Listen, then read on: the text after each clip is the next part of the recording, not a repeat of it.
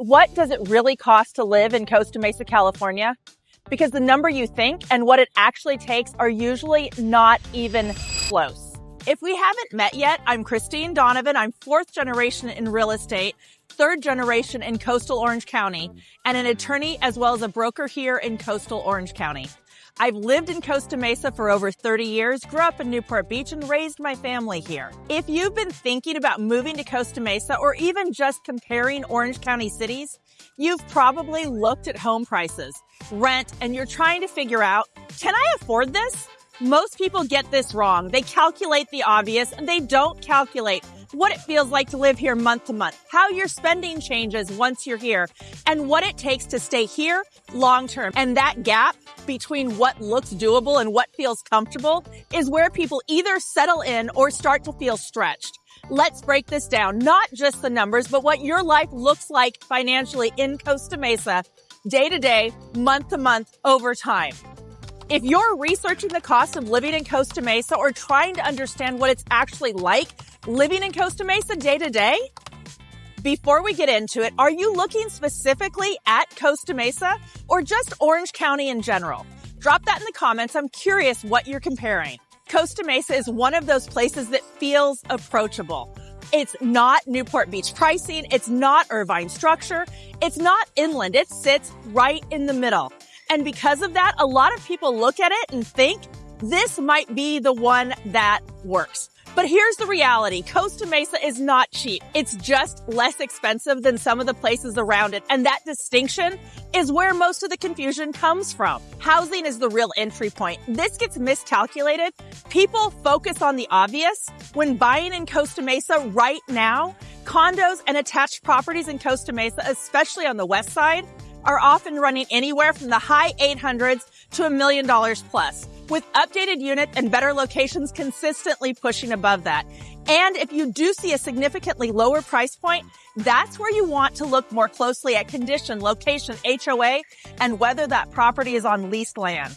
Single-family homes are 1.2 million to 1.8 million and more, depending on the location. East Side, Mesa Verde, College Park, those numbers can move upwards quickly. Now, buyers look at those numbers and they ask, can I qualify? But that's not the question that actually matters. The better question is, how does this feel once I'm actually living with it? Because there is the monthly reality. Because once you factor in mortgage, property taxes, insurance, HOA if applicable, you're typically looking at $4,500 to $8,000 per month. And that's not luxury. That's just entry to ownership. So here's the real life decision point. And here's what I see happens. Someone buys. They're excited. They got in. And then life normalizes. And now that payment is fixed. Income has to support it. Everything else adjusts around it. And suddenly things like travel, dining, savings, all have to become more intentional. Not impossible, but intentional. And that's a very different lifestyle than people expect going in. Let's look at renting in Costa Mesa. Now, if you're renting, this feels like the safer option.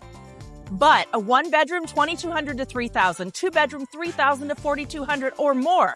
And newer units, you're pushing even higher. So yes, you avoid down payment, long-term commitment, but you don't avoid the cost of living here. And if you rent, that cost will increase over time without the benefit of ownership like equity or potential tax advantages. So let's look at the pros and cons. Pro, it's more attainable than Newport Beach or Corona del Mar. Con, it still requires strong income to feel comfortable here. Now let's talk about the daily cost, which I think of as the layered effect.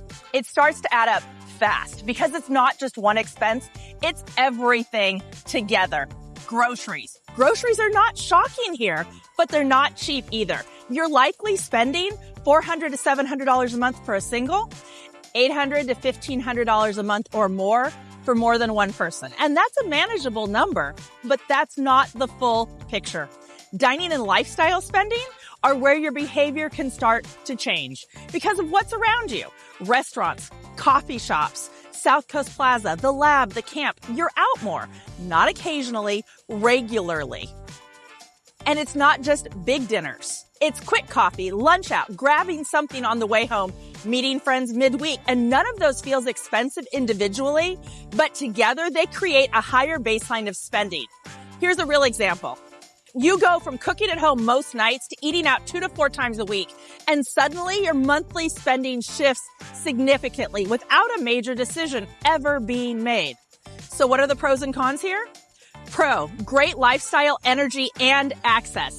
Con, spending increases without obvious triggers. Now let's look at transportation and insurance.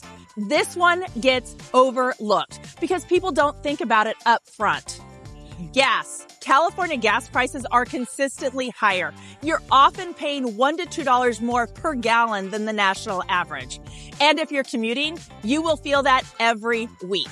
Then there's the driving reality. Even in Costa Mesa, you're still driving for work, errands, social life. This isn't a walkable lifestyle in most of it. Insurance. This is becoming more noticeable and more expensive. Auto insurance rising, home insurance rising, not dramatically overnight, but steadily. And when combined with everything else, it adds pressure. So what are our pros and cons here? Pros. Central location reduces the distance you have to travel. Con, it's still fully car dependent. So what are you actually paying for? This doesn't show up on paper. You're not just paying for housing, groceries, gas. You're paying for proximity, access, lifestyle. You're 10 minutes from the beach, close to Newport Beach, near major job centers, surrounded by activity, and that changes your life. You're outside more, you're doing more, you're around people who are building, moving, creating. But that also raises expectations, spending, pressure. Because when you're in that environment, your lifestyle naturally expands. And that expansion costs money. Most people stop at the numbers, but that's only part of it. We want preparation, not surprise. Costa Mesa gets misunderstood because it's not just about cost, it's about preparation. The way I think about it is this. You can buy a $5 rose bush, but if you put it into a $50 hole, meaning the right soil, the right space, the right preparation, it thrives. Same plant, different outcome. And Costa Mesa works the same way. You can have 2 people with similar incomes move into the same area and have completely different experiences. One feels comfortable, stable, like they made the right decision. The other feels stretched, reactive, constantly adjusting. And the difference is not the price, it's the preparation. Did they think through their full monthly costs, how they actually spend, what their lifestyle would look like here? Or did they just focus on, can I qualify? Can I make this work? Because those are not the same question. And Costa Mesa will expose that quickly. Clarity first, strategy that sells. Clarity matters because without clarity, everything can look manageable.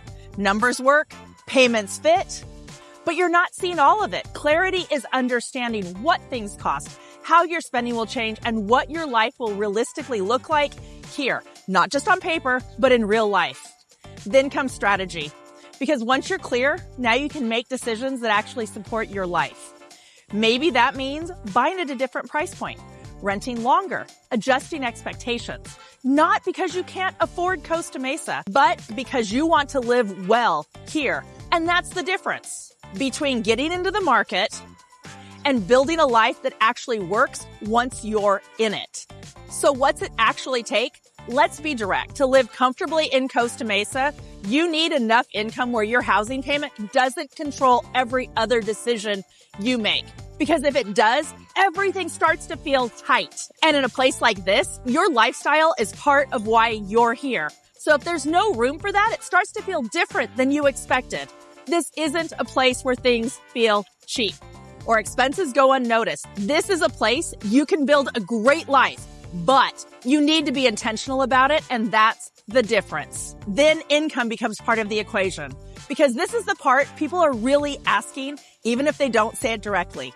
To live in Costa Mesa, not just get by, but feel stable, you're typically looking at mid to high 6-figure household income. Now, can people make it work on less? Yes, but that's when trade-offs show up. Less flexibility, less margin, more pressure. And that's the part you want to understand going in. So what's the reality? Costa Mesa is more accessible than surrounding coastal cities. It's centrally located. It's full of lifestyle, but it is not inexpensive and it requires planning. And over time, you feel that.